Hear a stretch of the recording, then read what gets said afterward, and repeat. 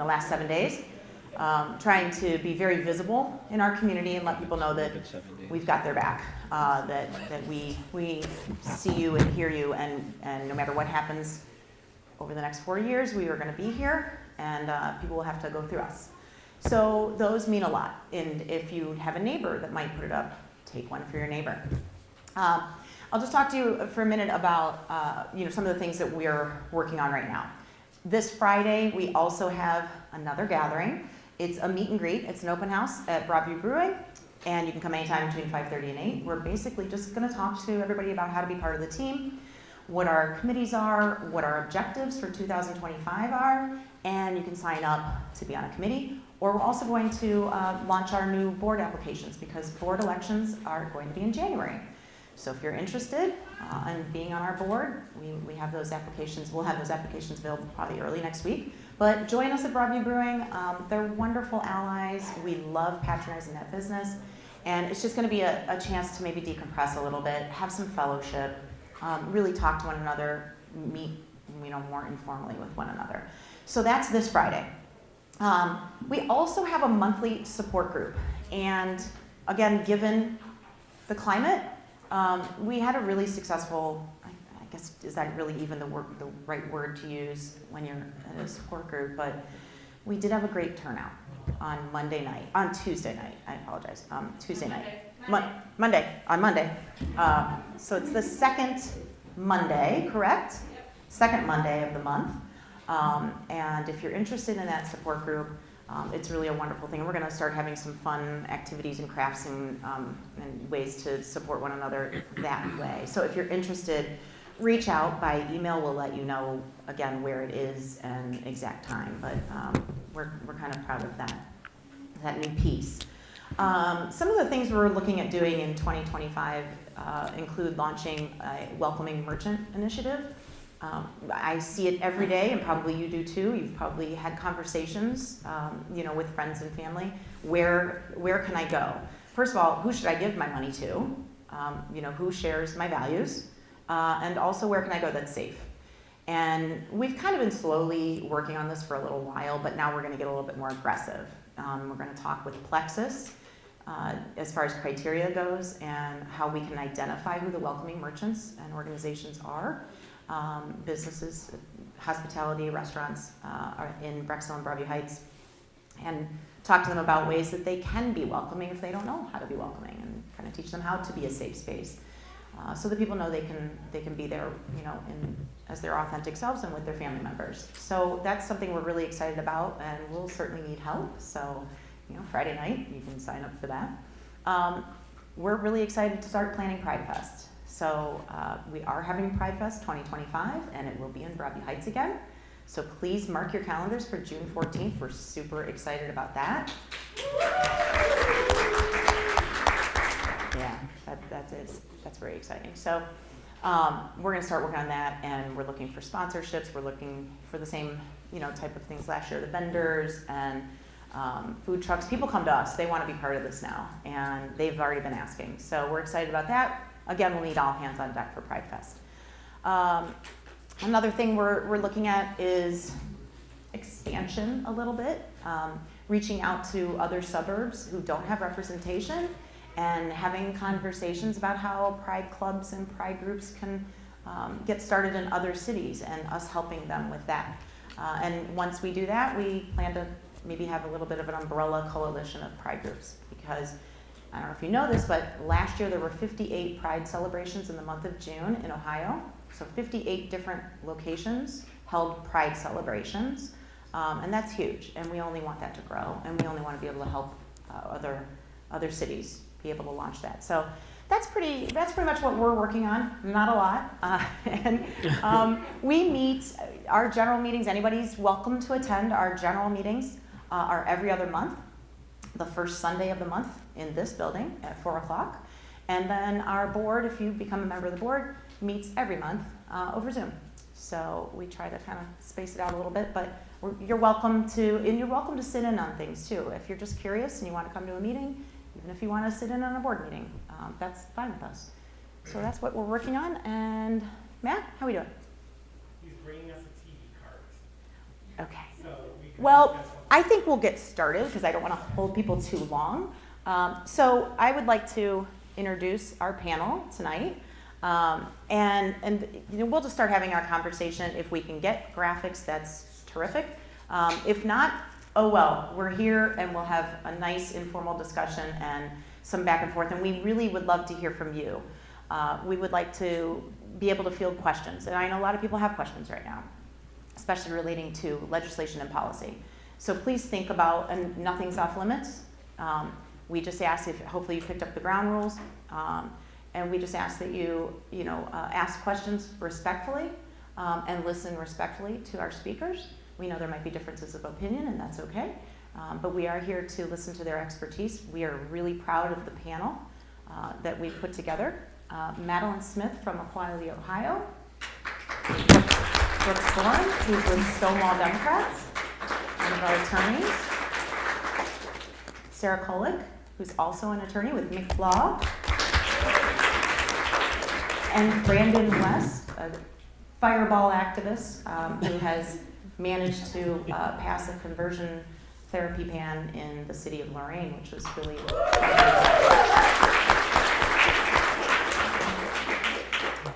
okay. I'm going to just kind of go over, like I said, we're going to have questions and answers and things like that, but I want you to know a little bit more about BBH Pride and who we are. We are an advocacy group. We are not an activist group. We don't campaign for candidates. We are a 501c3 nonprofit, and we just lean into advocacy. We want to offer support and fellowship and help move the needle in our two cities through things like you're going to hear today. Equity statements, pride proclamations, hopefully ordinances. Ordinances are very effective. Even though there is a blanket ordinance in Cuyahoga County, it's really okay for cities to pass their own ordinances, and we're trying to push a little bit for that. So that's what BBH Pride is here doing. We've been around now for a little over 2 years, and we're really proud of our accomplishments. As you probably know, we've had 2 Pride Fests, and collectively 2,700 people have attended those Pride Fests, which is pretty amazing for 2 short years. We're proud of that. So we are here again to offer support and fellowship and advocate for people, and hopefully having these kinds of conversations. We offer these workshops. This is actually, I believe, our 6th workshop, and education is a huge piece of who we are and what we do. And we just ask that you listen again with an open mind and expand your thinking a little bit. And also come to us at any time with questions. We can connect you with resources, whether it's attorneys or therapists or psychologists or anybody that's in the LGBTQ plus resource group. And we've got a lot of those resources. Also, our board is trained. We make sure that we're trained, and we're not just speaking to you. We want to make sure we're doing it right, and we continue to learn and do better as well. So that's a little bit about who we are. And so I will turn this over to, I have to check who's first on the list, Matt, since I don't have that up behind me. Brandon? Oh, thank you. Sorry. Oh, we might have a, yes. Are we up here? Oh. Nice. Well, good evening. My name is Brooks Boron. I am the president of the Cleveland Stonewall Democrats. I am also a labor attorney. So in my day job, I represent labor unions, specifically teachers, mostly. So I am here to talk to you guys about the kind of education landscape of what we're seeing here in Ohio and nationwide. And I just want to give a brief overview of what we're looking at here in Ohio, and then what your questions are, because I think that it's really important to kind of clear up some of the confusion that is coming from our crazy state house in Columbus. So first thing I want to talk about today is some kind of breaking news out of Columbus that we're pretty frustrated and disheartened about, and it is the bathroom bill that was passed today by the Ohio Senate. So if you have not heard the anti-trans bathroom ban that was passed, which is headed to Governor DeWine's desk now. We are expecting him to sign it. We urge everyone to send emails to the governor and to make phone calls to the governor. On my way here, I made a phone call to his office. They're not answering and their voicemail is full, but you can send emails. It's important, even if we know that he is going to sign the bill, that we continue to use our voice to say that we do not support this kind of stuff. What the bill is poised to do is to require students in K through 12 to use the bathroom that matches what they were assigned to at birth. And then something that's really kind of wild and what we haven't seen in other bathroom bills around this country is that Ohio has now banned gender-neutral bathrooms in all K through 12 and public and private universities. So it's not just publicly funded, but it's also private. So I'm not quite sure what or how they're going to enforce this in some of these private schools specifically. But if you are at Ohio State and there's a single bathroom, that now is technically in violation of the law. So that happened today. As I was looking over my notes, I was like, oh, I gotta sadly update my presentation. As you likely know, we are in what is called now the lame duck session, where we still have the people who were elected in our last time, as we know who's going to be coming in the next term. And so this can be sometimes a scary time in Ohio. The lame duck session is where we see some of the more radical legislation that's coming up. What I'm seeing and what some of the groups that I work closely with are most concerned about is what is called HB 8. It is essentially Ohio's own Don't Say Gay bill that matches a little bit of what Florida passed with Governor DeSantis down there. What this is being labeled as is the Parents' Bill of Rights. So it requires schools to get sign-off from parents, affirmative sign-offs that require parents to approve any kind of discussion of sexuality or LGBT issues. It would make mandatory outing of students who are trans that share with a school employee or teacher that they identify as trans or that they're gay. They would be under law required to. The teacher would then have to report to the parent, amongst other things in that bill. So that's something that we are watching, and we're hopeful that will not be coming up during lame duck, but that's something that we expect and that we're seeing. So those are kind of the two big things right now in education laws. Another thing that they are currently considering in the House, two things that I think are really important. One is they're considering allowing public schools to have chaplains, religious people come in and serve as school counselors rather than having school counselors be hired in the schools.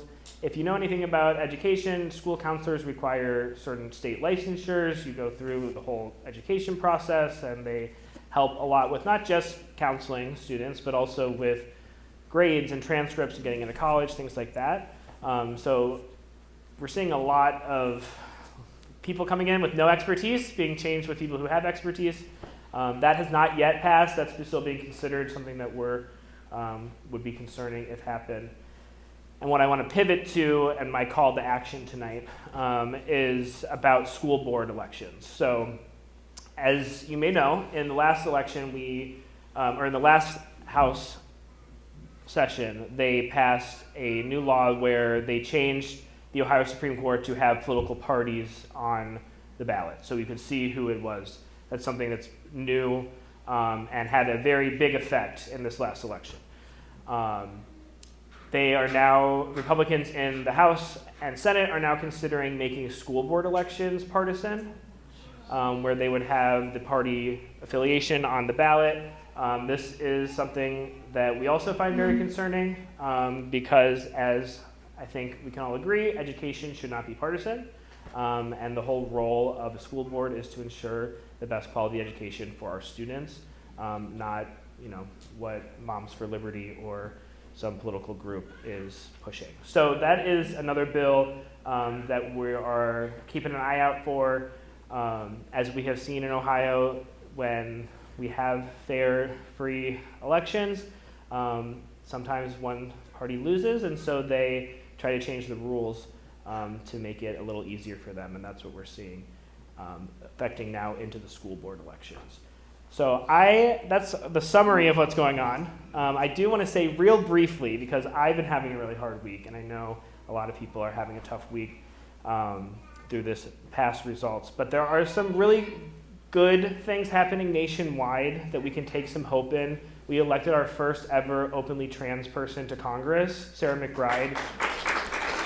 She is going to be in the United States House of Representatives alongside some of our other elected officials like Marjorie Taylor Greene, but it's really nice to see an openly trans person get elected from the state of Delaware. There has been a significant increase in out-elected LGBT leaders throughout the country, and for the first time in the United States history, there is an elected out member at some level in every single state throughout the country. So that is really exciting. And when I keep telling my family and my husband and my parents, who are very upset, that we are on the right side of what's going on, that we are on the right side with love. And so I urge you to take some time to rest, but then to get back up and get in this fight, because we need all of you, and to come out. I'm from Strongsville, so to come out over to Brecksville, which I feel like is a similar community, and to see a group like this is really inspiring to me, and so I thank you all for coming out tonight. So if you have any questions about education or legal stuff, I'm happy to help in any way. Yeah? This isn't really a question, but it's a comment. Sure. I'm on the school board for Brecksville, Broadview Heights, and one of the big senators in Ohio who's, I'm sure, instrumental in getting both of those bills passed that you just mentioned is Jerry Serino. Mm-hmm. He unfortunately represents Brecksville and not Broadview Heights because of the way the districts are drawn. Yeah. I have his personal cell phone number if anybody wants to reach out to him, because he's just an incredibly mean-spirited, close-minded person, and I love people to let him know what they think. So That's if great. anybody wants his cell phone number, I think it's very important to make sure that we are contacting our, usually when I go around and give talks, it's about political engagement specifically as the president of Stonewall. But people kind of drop off. The higher you're at on the ballot, the more important or more attention people feel. And so school board elections often are forgotten. That's where you can make a really big difference in these education policies. Even bad policy coming from Ohio, some of it can be stopped or curbed based on who you elect at the local level. And so it's really important to elect good, strong allies to our school boards. So thank you for your service for that. Yeah. Another school board member, a former school board member. So there, I think, is growing support for you, and we just want to make you feel. Thank you. That does come to you. We do have a next cycle. So it's going to be important. We'll be looking at it. We're talking about finding like-minded people, and if anybody would be interested in running and thinking about it, please let us know. Yeah. Brooks, do you think if they did away with the federal Board of Education, it would have any effect, either positive or negative? Yes, I think it would be very negative for us to get rid of the Department of Education, which the president-elect has said that he will do. As we saw in the first time he was president, he made a lot of sweeping big promises that are just sometimes not able to be done. It would be, in my view, my legal view, it would be very difficult to get rid of the Department of Education in the way that he says he wants to. There are tens of thousands of government employees that work there. I mean, that's how we do student loans. So essentially, unless he's going to do student loan forgiveness, which his Supreme Court said is illegal, then there's a lot that's tied to it. I feel that it's going to be a lot of bluster, but some of the big effects of what would happen with, like, we're not quite sure what would happen with the federal funding that each school district gets and relies upon. So yes, I think it would be detrimental to education, but I don't think I think we're more likely to see the Trump administration use the Department of Education to try to funnel money to private and charter schools and religious schools rather than get rid of it altogether. But there is a concerted effort throughout the country that we saw in Florida, Texas, and now unfortunately Ohio, where they're really trying to undermine public education. And so, yeah, I think I have concerns about what they're going to do with the Department of Education, but I don't think they're going to be able to actually get rid of it, at least not within 4 years. Yeah. So I'm not on the school board, I'm actually on city council in Broadview Heights, so so with this whole bathroom thing, my oldest is in a wheelchair, Mhm. so this will affect ADA bathrooms because they're gender neutral, so how do they have a plan for that, or is that the heel that you could go to? I don't know, and maybe Equality Ohio probably knows more about what they're planning on, so Madelyn can speak to that. But there's a lot of, what I have seen in the type of education laws that they pass is they have these radical ideas that they have not fleshed out, and then they pass it, and then they let the consequences deal with after. So You have unintended. exactly, unintended consequences. So luckily, and for good, the ADA has a lot of strong compliance that you can enforce. And so that might be, a way to get after the ban on single-use restrooms. But yeah, we'll have to see. Yeah. I can actually add something to that. So Yeah. I'm in facilities on that. It's my understanding in the organization I work for, it's multi-stall rooms that, some universities have gone to. You can walk into a room and every stall can be either or any gender, but individual single-user rooms are not banned. This is the way I understood it. The multi-stall, gender-neutral, no-go. Yeah, that's what I originally thought. So I hope I'm wrong. Yeah. What I read today was that's what I saw, that they are single-use restrooms as well. Yeah. Which is that's why I was confused. I didn't understand how that would make sense. But Yeah, hopefully that's bad reporting rather than bad policy. Yeah. I work in higher education. I'm curious as to your thoughts on the impact of Senate Bill 83, and if you think it'll go through, also off your thoughts, Serena. Yeah, so I'm looking at that closely. I represent university professors, so I know about that stuff. It's the higher education bill that they're trying to push through.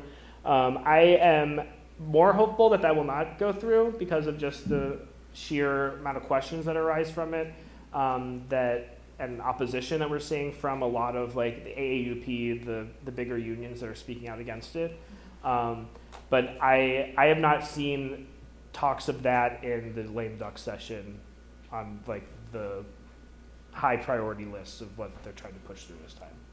So I'm hopeful, but like I said, lame duck, you never know what could come up. Like it usually happens in the last few days of the session. It's just crazy. Yeah. In regards to the bathroom ban, I was curious if you knew of any wording that they had put in there. I didn't see anything. But how do they plan to enforce this ban and this policy? Because are they going to make every single person present a birth certificate to use the public restrooms at the university or something? I'm just curious, how they thought they were going to enforce something. I did not see an enforcement mechanism in the law. Do you know what the enforcement mechanism is? I'm going to check. Yeah, I did not see language about that. Okay, because I didn't either, so I was just curious. But I'm guessing what it would be is on compliance through the schools, and the universities would just have to be on them that they can't. Yeah. Again, these are the unintended or intended repercussions of their laws that Denial they're of funding. If Denial of If funding. they find out you're doing it, no more federal funding. Or no more state funding. No more state funding. Yeah. Anybody else? Well, I urge you guys to look at Equality Ohio, Trans Ohio, and Honesty for Ohio Education to keep track of these bills and legislation. They have incredible resources. And if you're ever interested in getting more involved in the political side of stuff, Stonewall Democrats welcomes you. So, thank you.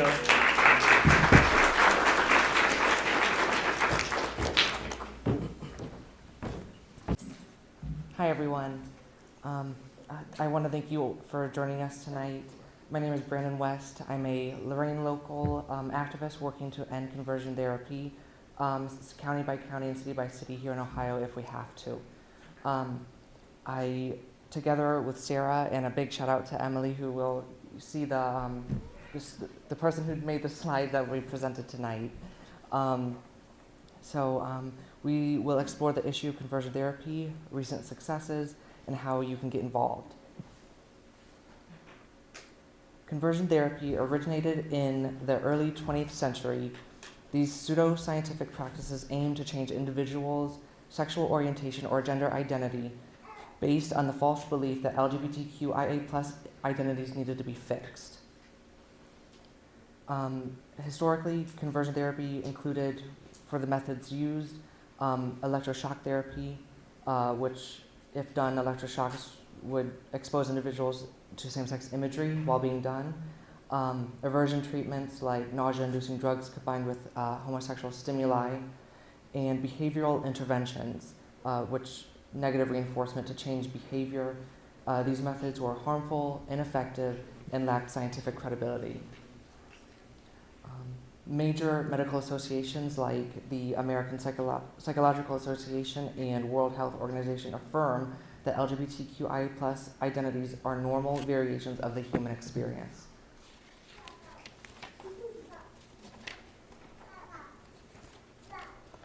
So next, we will discuss the harms of conversion therapy, the psychological impact, which it would increase mental health issues. Survivors report higher rates of depression, anxiety, and even more than just that.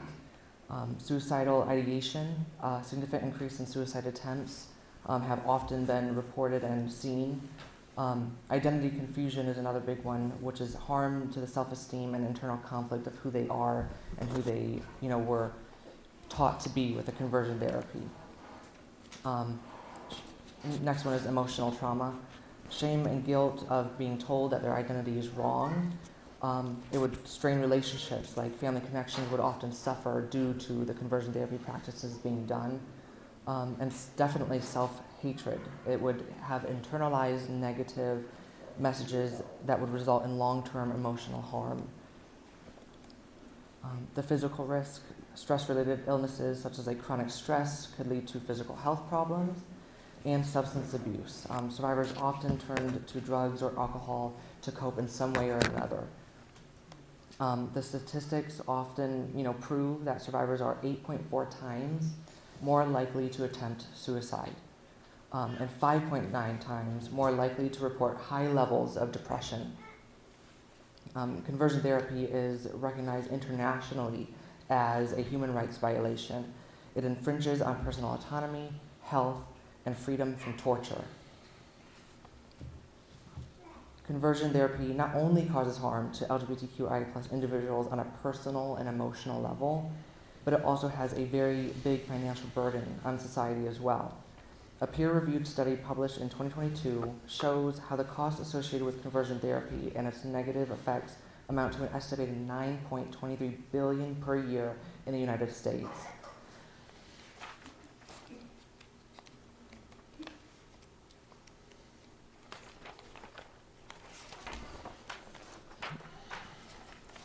By banning conversion therapy, we can mitigate the costs and prioritize both the well-being of individuals and the economy of our communities. So the next part I'm going to talk about is Lorraine's efforts and success. So Lorraine's journey started when I, recognized the dangers of conversion therapy. I was inspired by survivors and the need to protect vulnerable individuals from conversion therapy and other forms of hatred. So I pushed for a change. The key players who really did help me with this was Sarah, my friend and colleague, Emily Cole, and others in the community supported me despite them not even being from Lorain itself. The media, the Buckeye Flame and NBC4i helped raise awareness of conversion therapy and Lorain's success in banning it. And key members from the council and the city administration, like Mary Springowski and Mayor Jack Bradley, helped me champion the cause in being something that could be banned and could help people, identify that they are loved in the city of Lorain. So the steps taken that I took, at the time, I was, just one person trying to, create change. And so I drafted a ban on conversion therapy using basically examples from other bans that have happened, like in Cleveland, Lakewood, other places like that. Even Akron was one of the most recent ones besides Lorain. And then during me advocating for conversion therapy, it also helped educate a lot of the council members in city council. They, a lot of them pushed the vote to a second vote just because they didn't quite understand what conversion therapy meant and what it did to people.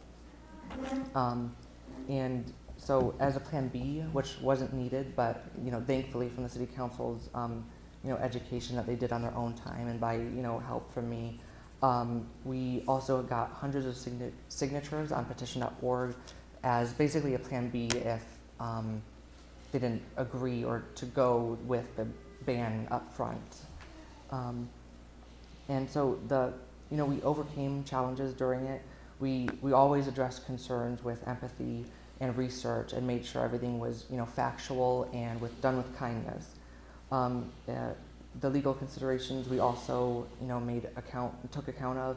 We ensured that it was compliant with state and constitutional laws because not every city, like Cuyahoga County, for example, Cuyahoga County is a charter county, meaning they can pass a lot more ordinances than a non-charter city or other county would. So we just made sure that we were in compliance with the laws that Ohio State would be okay with. And then, so the successful outcome, it was, amazing to hear that on September 4th this year, Lorain City Council voted to ban it, becoming the 12th city in Ohio to do so. And it was met with widespread approval. And also in doing so, I believe I think from a Buckeye article that I saw, a Buckeye Flame article about the conversion therapy ban in Lorain, said that Ohio's population is now 25% under a conversion therapy ban after Lorain's success, which was very nice to hear, but obviously, thank you. It was very nice to hear that many people are protected, even though it's a small number. And even if there isn't any conversion therapy practices, in practice in Lorain specifically, it still shows to the community that Lorain was there to support its LGBTQIA+ residents and to make sure they were safe and sound living there. And it also acts as a preventative measure, in case something does pop up or something does happen, that the ordinance is there to make sure that nothing does come about. Now, I guess I will turn it to Sarah. She will discuss how you can get involved with ongoing efforts in Cuyahoga County on our mission to ban conversion therapy in Cuyahoga County. Thank you so much.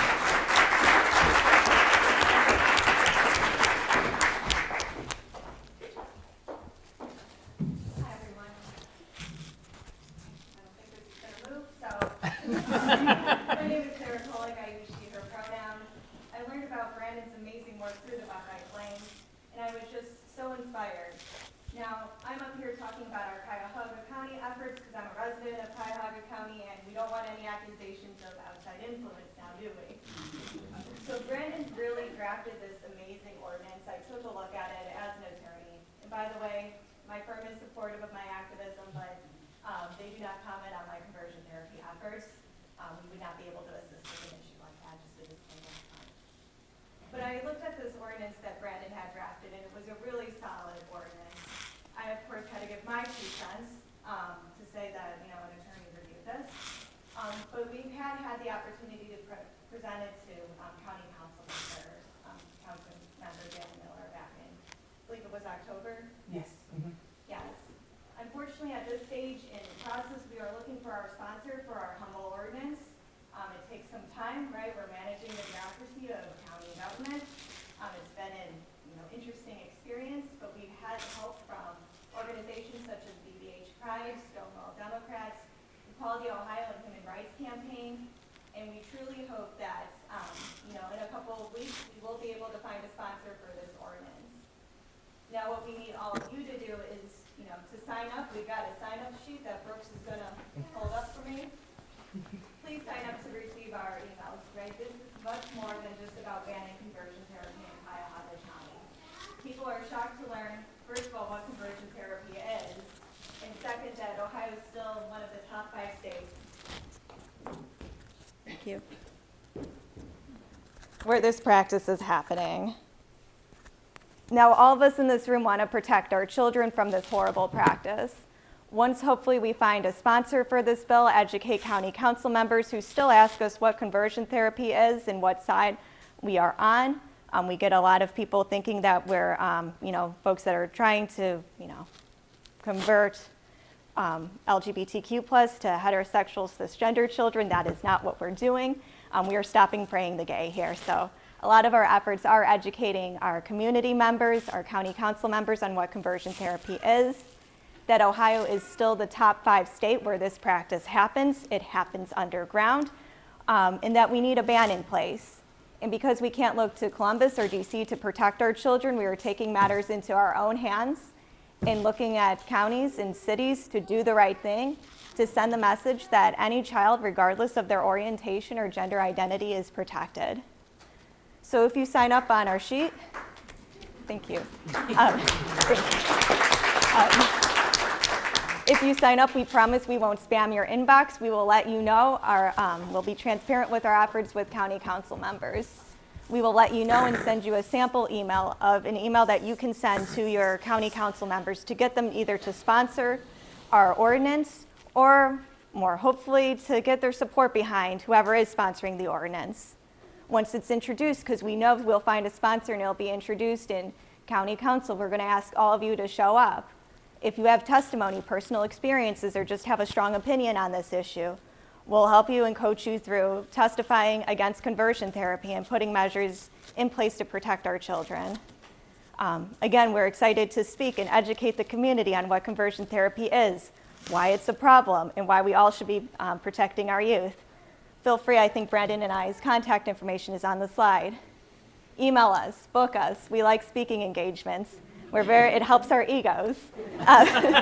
So please contact us with your ideas on how we can do a better job protecting our kids. Thank you.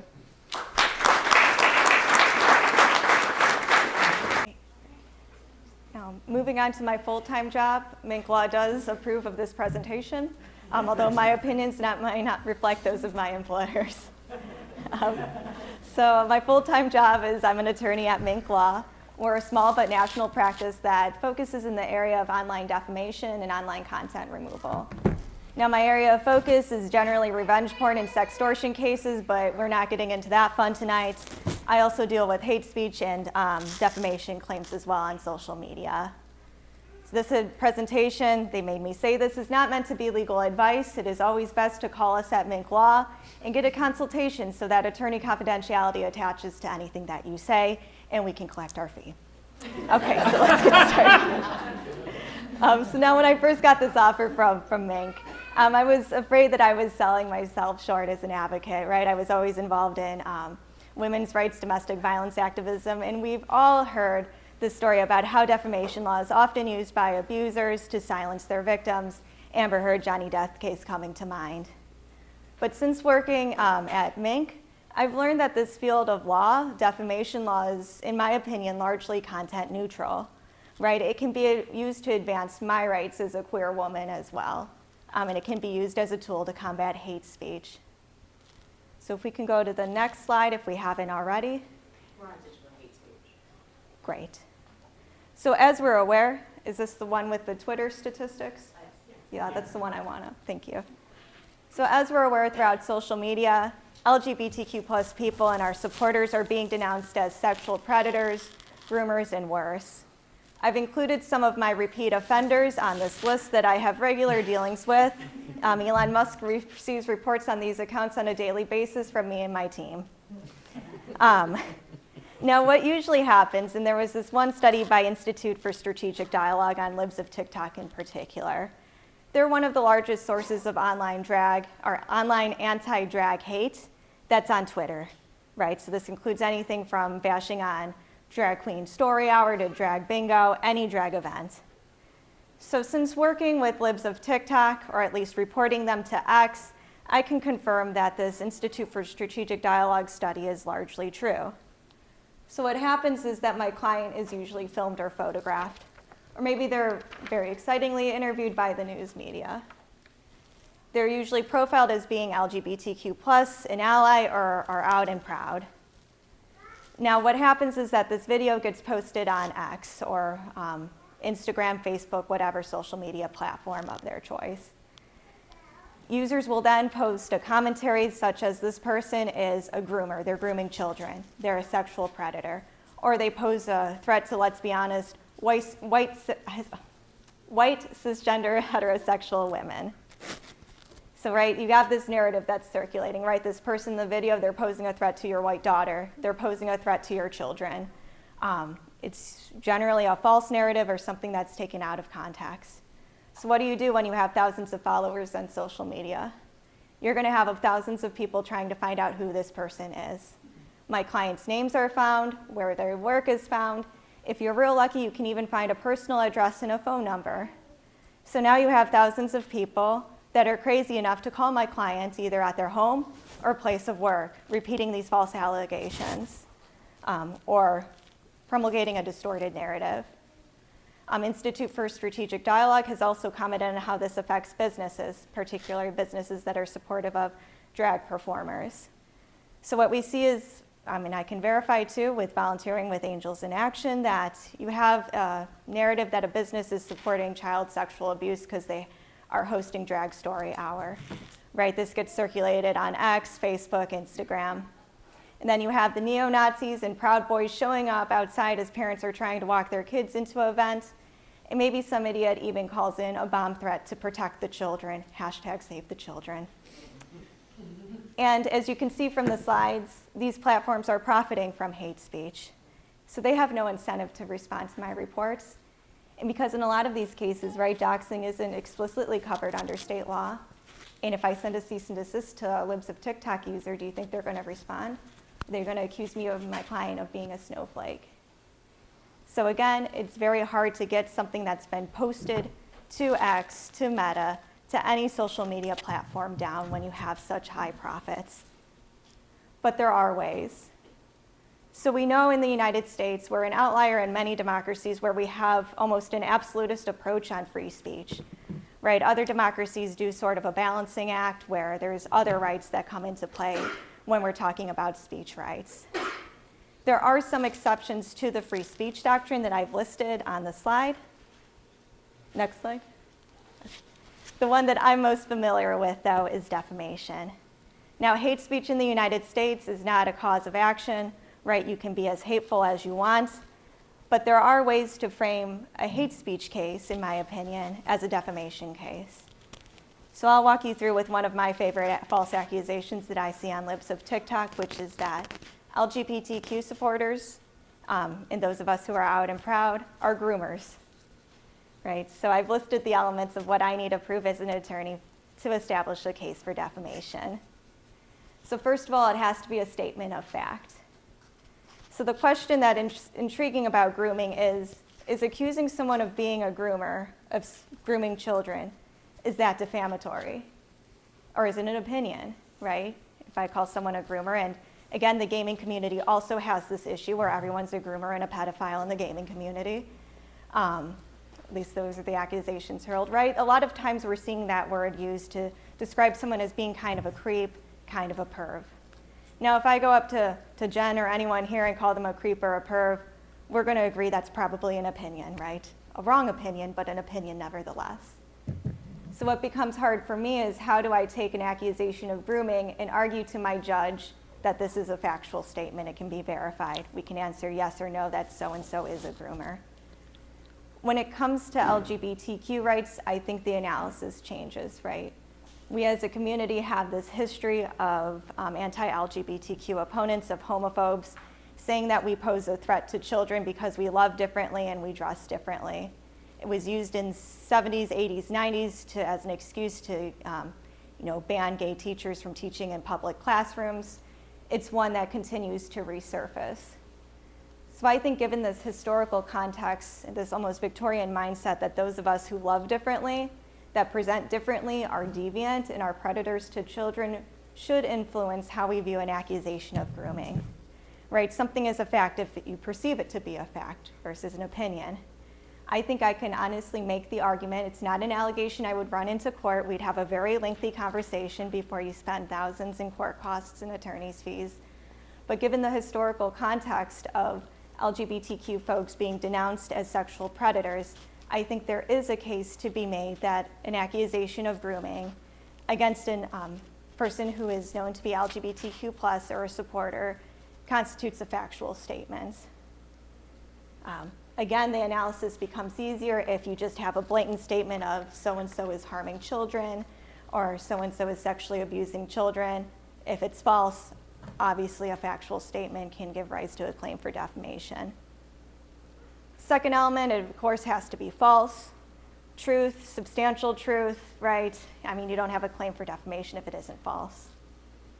Statement has to have a defamatory meaning it's one that's harmful to somebody's reputation. I don't think anyone here is going to argue that being called a groomer is not injurious to someone's reputation, even if we do consider it to be opinion. The accusation also has to be against an identified person, right? So remember, hate speech is not actionable in the United States. A general statement by someone on X that all LGBTQ people are groomers, our supporters are groomers, right? Anyone who supports a specific legislation is a groomer or is sexually harming children, not actionable, right? The court has to know who's being injured. Defamation is a personal tort.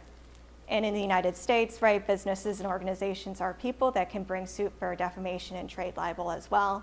If it's clear that someone is being singled out with these accusations, you've met that element that you have, an identified person who's being defamed.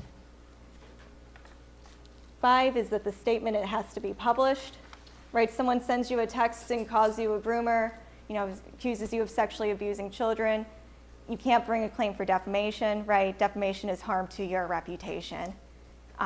Even if you publish that hateful text on your Facebook page, X page, right, you're doing the harm to yourself. It's not published. The court's gonna look at you like you have 3 heads if you file that claim, right? It has to be published by the defendant or spoken by the defendant in order to be actionable. Defendant also has to act with the requisite degree of fault.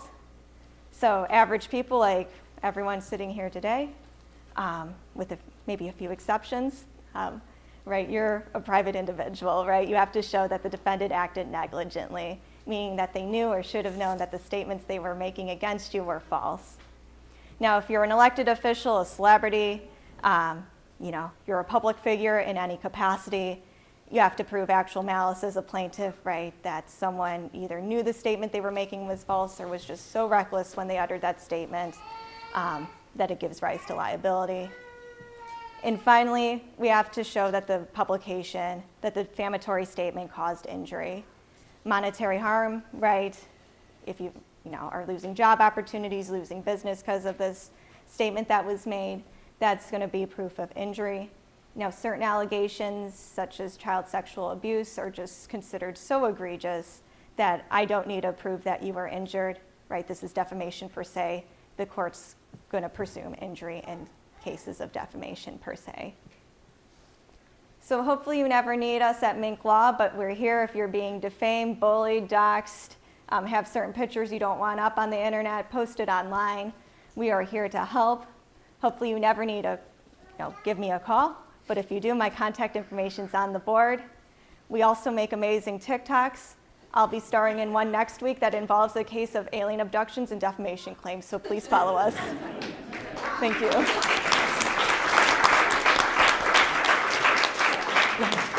Can you speak just a little bit about the drawing the line between free speech and protecting organization and it defies the values of the organization. A little bit about that. Right, so as long as the organization's not a public entity, I mean, you can sign a non-disclosure agreement with any employer. I can't remember what they put in my contract, but you sign certain things when you sign up for an organization. An organization that's private can regulate your speech. When I'm drafting non-disclosure agreements, right, those are two private individuals that are agreeing not to say certain things. It's very different if I were to go to a court, right, and get a court order. The court's not going to put a gag order in because that would be a government act. But First Amendment only applies to government action. Right. Private individuals, private entities can choose to reflect those values, but they don't have to. You can be fired for what you say at work. Yes. I'll just add, because I'm a labor lawyer, that there are limits though. There's no law that says your employer can't fire you for sharing political opinions. There's no federal law. There's some states that protect political opinion statements. But for people who are non-managers, such statements may be covered by the National Labor Relations Act as protected concerted activity. So if you're expressing support for a particular political action because it will make you feel safer in your workplace, or because it will be better for you financially as a worker, you will see protection for yourself and your coworkers as workers, then that is protected under the National Labor Relations Act, and it would be an unlawful firing and would be actionable with the National Labor Relations Board. Yes. Do you think with this hate speech, and if you could prove a defamation action, to give you defamation or libel per se, or are they all per quote cases? That's I think the grooming accusations would be libel per quote, right? I have to show that the grooming accusation is being, understood to mean that you're harming children, right? I would look to the context of which the statement is made. If someone's, suffering any sort of harm, that would be evidence for me to show that this, statement is being accusation of grooming is being understood to mean that person is harming children and is having a negative impact on their reputation. But if it's just a blatant allegation, and I've seen them too, where so-and-so, showed their, I'm just making things up here, but so-and-so showed a child pornography, right? Or so-and-so sexually harmed a child or exposed a child to something that was inappropriate. That's going to be defamation per se if it's false, at least in the state of Ohio.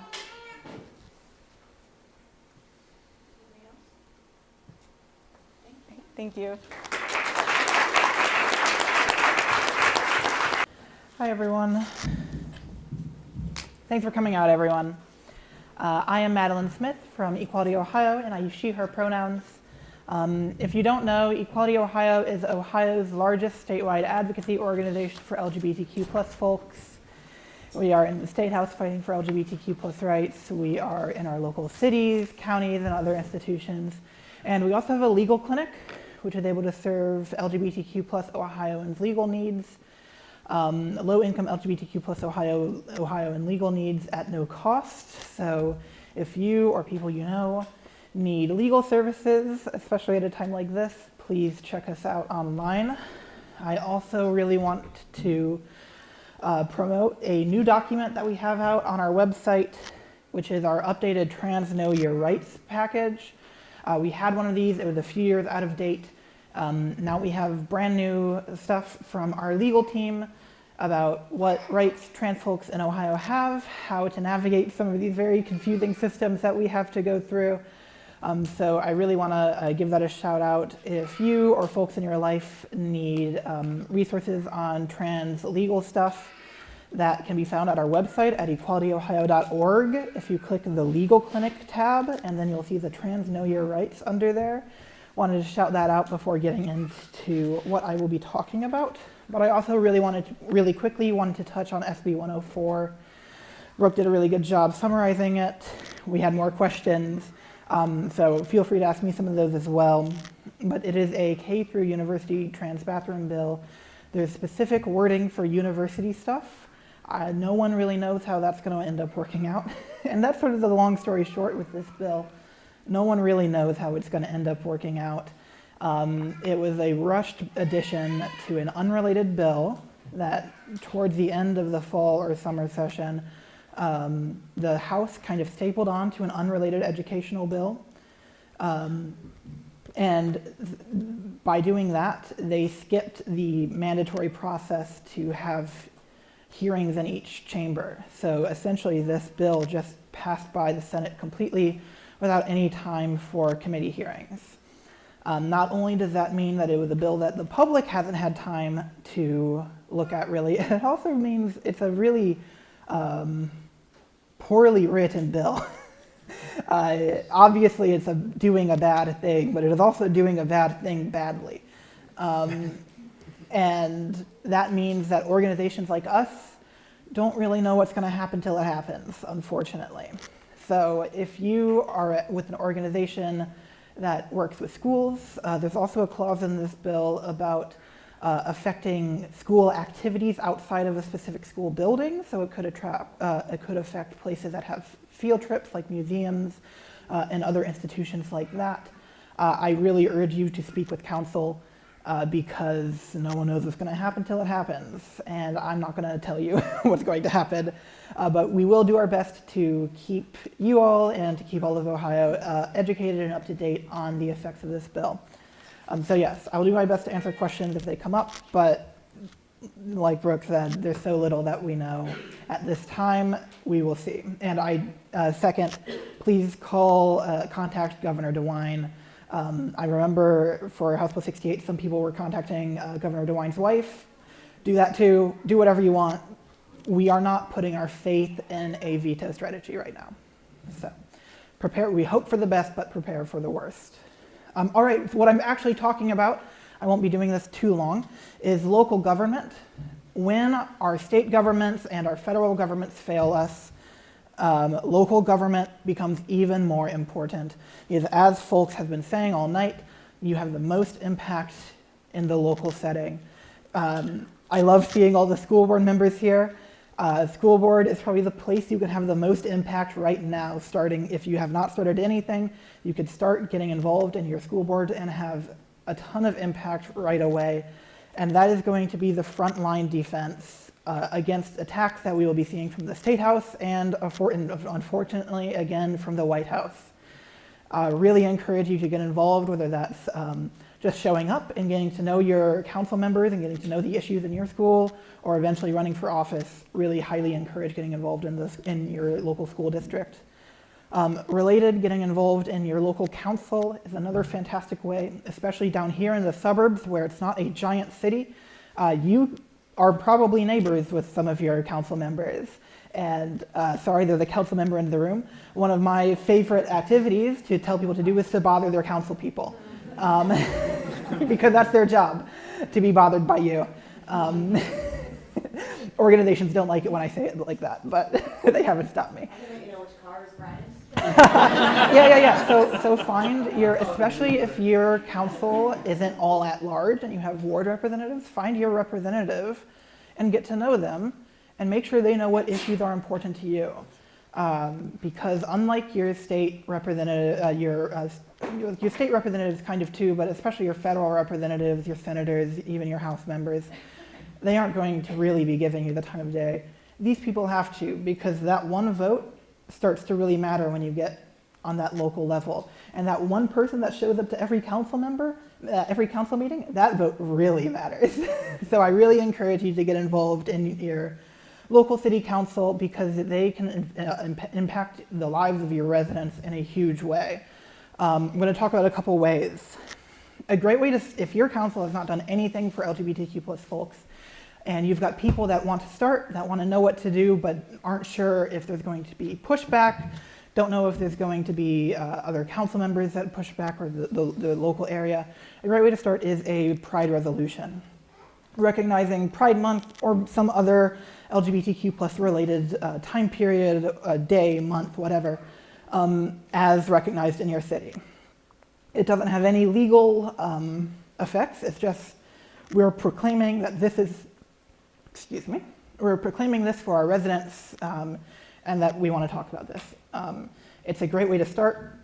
And it's a great way to sort of ease your location into some of these issues and create a culture that values equality. Another great step is creating a Equal Rights Commission or something like that. I believe Lorraine did something like that before passing something like that. I'm forgetting the word. But that's a great way for council members and people in the public to be thinking of ways to make their city more equitable. Now, after we've got some of these symbolic gestures and we have people wanting more, a really great next step is a non-discrimination ordinance. Now, here in Cuyahoga County, that's less of a priority, and I'll get to that in a second. But in Ohio, we have no statewide non-discrimination ordinance, which covers LGBTQ plus people. That means that there's different cases. I know there's lawyers in the audience, so I want to be careful. But in general, in Ohio, you can be fired for being an LGBTQ plus person or for many other categories that aren't covered by statewide law. So we have to do that by locality. Now, someone mentioned charter counties. There are 2 charter counties in Ohio. They are Cuyahoga and Summit. So Cuyahoga County has, and Summit County could, pass non-discrimination ordinances that cover their whole county. And living in Cuyahoga County it's really fantastic that we don't have to go every city and get every city council to pass a non-discrimination ordinance, which would also still be leaving out non-city areas which aren't able to. So that's a really great benefit, but it never hurts to be covered more. Places are unpredictable, and it's unpredictable what things will stay, what things will go. It always is nice to be covered more than less. Other things that we can do, we talked about conversion therapy bans. That is another great step that cities are able to take. And recently, we've actually been finding that our cities that start with a conversion therapy ban have more success than cities that start with a non-discrimination ordinance. So we've actually been finding it used to be easier to pass a non-discrimination ordinance. At Equality Ohio, your mileage may vary. We are finding it easier to pass a conversion therapy ban than a non-discrimination ordinance in the current climate. Other things cities can do. If you're not able in a city for whatever reason, whether it's public pressure or council pressure or I don't know what's going on, you can ensure that your city is hiring equitably by having your city have equitable hiring rules. So even if your city isn't able to pass non-discrimination ordinances, you can ensure that your city government is hiring without discrimination. That's a great little step that people can take. Really stinks when you can't read your own notes. It's not just you, I promise. That's the long and short of it. The most important thing to do right now, especially when things seem so difficult, is to stay engaged. Stay engaged past this month, stay engaged past the New Year's. Keep working in small ways, don't burn yourself out, but keep engaged in your local communities, because more important than anything happening on Twitter or other social media or anything else, that everything gets drowned out by national craziness. It's more important what's happening here with the folks around you, with the government that makes the most direct decisions on your daily life, which is your city. So stay focused and stay ready for a crazy couple years. It's always a crazy couple years in Ohio, so nothing new for us. And yeah, if there's any questions.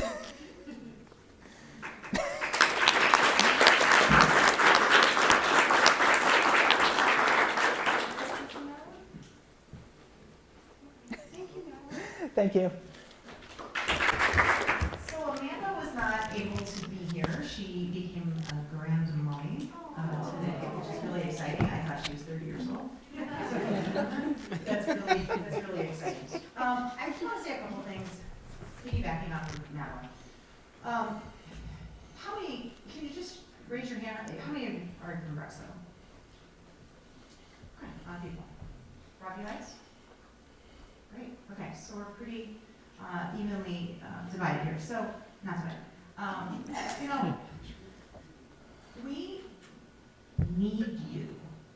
I can't stress enough. how much we need you. So we've had numerous meetings with both cities, a few more meetings with Brecksville, because we've gotten a little bit further with Broadview Heights.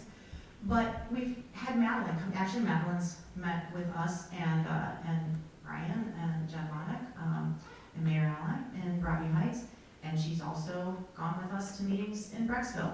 We have discussed exactly what she just talked about: equity statements, ordinances, proclamations. And what I continue to tell the leaders is this: it's a message. It may not be, you know, some legally binding document. We are very grateful to have a blanket ordinance in Cuyahoga County. But when you pass another one at the city level, what that says is that if something's happening to you when you're out, if something's happening and there's vandalism in your house, the police actually have to report that. They have to treat it as a possible hate crime because there's an ordinance in your city.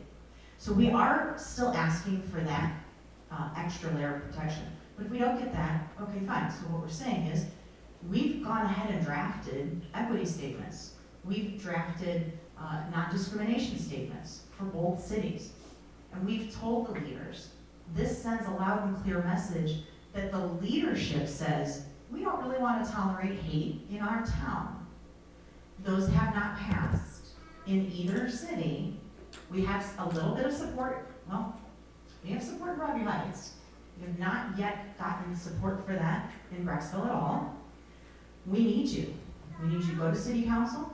We need you to write your emails. We need you to insist that they pass equity statements so that our leadership says we stand with a diverse population and we're willing to protect them. And we, as a city, believe fundamentally that these are our values as a city. So we really need you to speak out. We need you to go to those meetings. We need you to call. We need you to email and say, I really want you to pass this. And I know you have received a draft, because they both have, okay? So I wanted to say that little piece. The other thing is, I know we're all feeling very powerless right now. We're feeling like, you know, whatever happens over the next 4 years is going to be thrust upon us, and you know, we've heard some scary things. And the only way for us to take that power back is to run. We realize now, based on the election results, and some people were surprised when I just said this tonight, we are purple, okay? We are very much purple, right? Kamala Harris lost by 150 votes in Brecksville. That should shock you, and it should also, it should inspire you, but it should also cause you great concern. Why is our leadership fairly weighted to one side? Okay, it should not be. We should have diverse mindsets. We should have diverse leadership. And all of the people, whether you are black, brown, LGBTQ, trans, gender fluid, I don't care what, you should see yourself in your leadership. When you go to city council, you should not see a bunch of, sorry Brian, white, cisgendered men sitting up there. You need to see yourself, okay, represented. The only way is for you to step up. So I know I've got a good sized crowd. We don't have the whole city here, but what that means is this: if you know somebody, talk to them. School board elections are coming up again. Okay, we're gonna have city council all the time, right? You got to talk to people and motivate them and say, I think you'd be great. I think you'd represent us. We need more and more people to not only run, but then a whole bunch of people to get behind those people. All right, we want to start seeing ourselves. Okay, so that's what I have to say about that. So since Amanda couldn't be here, I'm just going to really briefly touch on some of her points because I think this is surprising. One more thing, I want to see a show of hands. Who either owns your own business or you have a very vested interest in the success of your company? Okay, excellent. So what I think a lot of people don't realize, and one of the reasons why we really want to launch this Welcoming Merchant Initiative is that diversity, in the merchant workplace and commerce is extremely important, and it's critical to success. And we know that. We know that it increases the workforce itself. It increases the talent pool, and it boosts sales. So Amanda is the executive director of Plexus, which is an allied chamber. I went back to one of her other presentations she did because I loved what she had to say there. I pulled in a little bit of that too, along with what she gave me. I want to just tell you some of this. First of all, I think we all know, given TikTok Shop and a bunch of other things, that Gen Z and millennials are major consumers. Okay, they have buying power. And a 2023 Gallup poll showed that 20% of Gen Z identifies as LGBTQ. 10% of millennials. Okay, and they have buying power. The conservative estimate, and this is from Forbes, the conservative estimate is that LGBTQ plus buying power is $1.4 trillion annually. Okay, so we're shoppers. And again, people want to see themselves represented where they shop, where they eat, where they drink, where they do business. The problem is, half, 50% of all LGBTQ plus employees are reporting sexual harassment and discrimination in the workplace. Now, it may be illegal, they may have a blanket policy, right? But it's really insidious and easy to make somebody feel unwelcome. It doesn't mean you ask them what their sexual preference is and then say, well, you're not hired. Hey, they're hired, and then they're discriminated against. They're harassed. They're made to feel unwelcome. And so what happens? They leave, all right? And 2 million Americans leave their jobs annually, costing businesses $64 billion due to that. 4 out of 5 LGBTQ plus adults take one action to hide their identity in the workplace. 4 out of 5. That's horrible. So if 4 out of 5 people are hiding themselves, they're not being their authentic selves, how productive do you think they're being? They're not. So, given all that information, it seems like a foregone conclusion, right? Oh, well, we need to be diverse and we need to embrace a diverse population, whether they're walking in their door to spend money or they're getting employed by us. Except that's not what's happening, right? People are getting more and more comfortable expressing their views, whether online or directly to other employees. 2 in 3 small businesses say that it's a good idea to publicly share beliefs on social media and on social issues, such as LGBTQ plus issues, and racial justice, and crime and policing. Now, whether that's positive or negative, 72% say they're okay with losing customers because they support the LGBTQ plus community. Now, that's a great number. LGBTQ plus protections benefit everybody. It benefits business performance, startup businesses, and a 2019 study found that for every additional right brought forth for sexual minority persons in a country, there was a 320 increase in GDP per capita, or about 3% of average GDP per capita. A couple things. The handout that Madelyn was talking about, the new Equality Ohio document, we actually have 20 of those printed in the back. Now more than ever, you might want that. You might want to start, thinking about what do I need to do, what do I need to get in order. I got a lot of phone calls and emails and direct messages in the last week saying, I need to figure out what to do. I'm scared. I need to, what should I do? And we have some basic tips as far as getting, ID and passport and things like that. But we, as I said, we don't know yet. We're not positive what's going to happen. So before there's panic, let's just try to be realistic and support one another. So we do have those documents that can help with that. And we actually have another document too back there that Erin has printed for us that was very helpful. I went through that myself. Again, tips that you're going to want to keep in mind moving forward. So please do take those with you. Hi, I'm Erin, also known as Sparkle. I am the chairperson of our support group committee, along with my co-chair Cass Ackerman, who's somewhere in the room in the back. So I'd like to give a plug for that. Every second Monday of the month we meet. We keep our location private for safety reasons, but you can engage with us on BBH Pride private Facebook group. If you're not already on there, please join us. And we will happily message you the location once we have gotten to know you. The document that Jen references is excerpted from a well-known national trans journalist named Erin Reed. Sorry, I'm a little emotional on this topic. My son is trans. I am scared. He lives in Illinois, thankfully. But the document is a very good, well-researched document that has a lot of steps that your trans loved ones can take between now and January 20th to ensure that they have prepared for any eventuality. Should it become necessary to flee, you want to have all your documentation. So there's a lot of very good tips on making sure that documentation lines up. A lot of the legislation that could be enacted to discriminate against trans people and threaten them very directly. So there are copies back there. If we run out of the copies, you can email us at info@BBH Pride, and we'll be happy to send you that. If you don't follow Erin Reed, she is a very, very passionate and well-researched journalist who publishes on Substack currently, and her Substack is Erin in the Morning. She maintains the hate map of anti-trans legislation.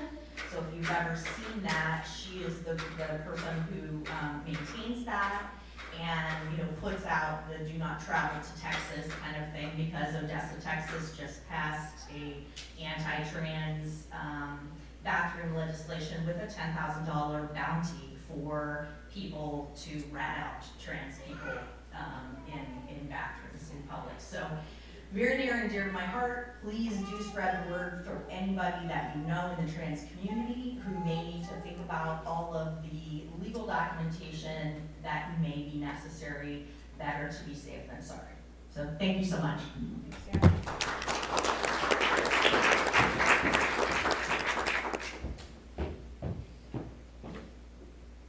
We have a whole bunch of questions, but not a lot of time, so I picked a couple. I hope you don't mind. And then what I'll do is, when you go, I will get these questions to answer via email. But there are a couple here that I think everybody might be interested in. And maybe Madelyn or Brooks can help with this. What type of protections do Ohio businesses have against retaliation? What constitutes a hate crime? What can I do if I see something? Or maybe Sarah, anybody can answer that actually. Retaliation against what? Retaliation within, I guess, in the workplace. What type of protections do Ohio businesses have against retaliation? What against the business itself. What constitutes a hate crime? You should. I represent the employees, so I'm not usually looking out for the employer, so I'll let them take it. I don't represent employees. Well, that's They're just people, just influencers. All right, so we don't care. Well, really quick, as far as I'm aware, Ohio actually does not have hate crime legislation. Ohio doesn't have hate crime legislation. Yeah, which stinks, doesn't it? So Ohio is one of few states that doesn't. So any hate crimes in Ohio have to be prosecuted federally, which I will be honest, I don't know anything about. Okay, so it sounds like Brandon is going to have to start working on hate crime after he finishes conversion therapy. Yeah, I wouldn't hold your breath for Ohio. Yeah, I continue to be surprised when I hear these things. When I first talked to Brandon, I had no idea. So yeah, that's tough. What type of ordinances result in microaggressions? Do we see that? Is that something that we want to? Could you repeat it again? What type of ordinances result in microaggressions? I'm not entirely sure what the question asker means, but maybe ordinances to prevent microaggressions, or microaggressions are things, in my experience, that are on such a small interpersonal level that it's hard to legislate. That is a more workplace culture thing. Ordinances really are only going to affect things big enough to worry about in court. not to say that microaggressions aren't important, just they're very difficult to, I am not a lawyer, I cannot repeat that enough, but that's not really going to be the kind of thing that comes up related to most local ordinances. Okay. What you can do about like microaggressions, if you're concerned about in your employer setting, is make sure your employer has policies about anti-discrimination, things like that, or if there's committees, there's sometimes pride committees there, or different kind of DEI, I know it's a scary word now, but DEI initiatives, things like that, trainings, you can push your employer to make sure that those kind of trainings are being provided. Thank you. One question is, how can I stay informed and know when to contact elected officials when there's something out there that I care about? I would just say HRC is a great resource for that. And also there's a tracker. I can get that information to you. There's an anti-LGBT bill tracker. I check that about once a month. We're up at over 700 just this year. Anybody else want to? Yeah, on the state level, Equality Ohio, Trans Ohio,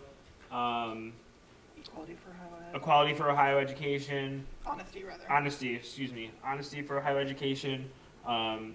Political stuff that comes up, like the Cleveland Stonewall Democrats, you can go to our website, clevelandstonewalldems.org, and sign up for our emails. We send out blasts about different cities that are doing different things, different calls to action.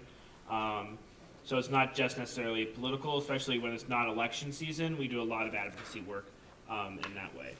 I do want to piggyback real quick on something that you said about if you're interested in running for office, or if you want, or you know someone who's interested in running for office, please connect them with me or the Stonewall Democrats. We don't just endorse queer LGBT candidates. We endorse all candidates who are pro-equality.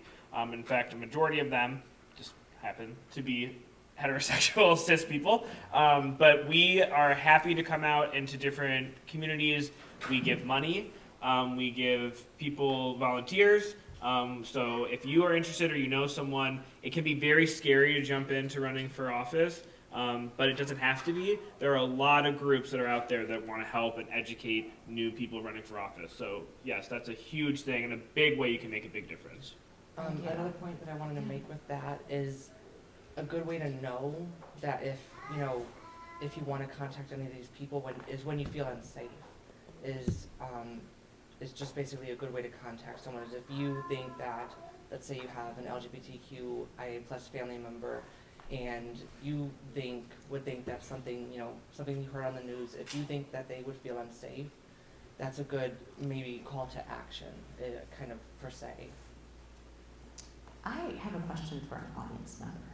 Marissa, we were talking about conversion therapy, and you had mentioned that you were speaking with a friend or a colleague. Okay, very good.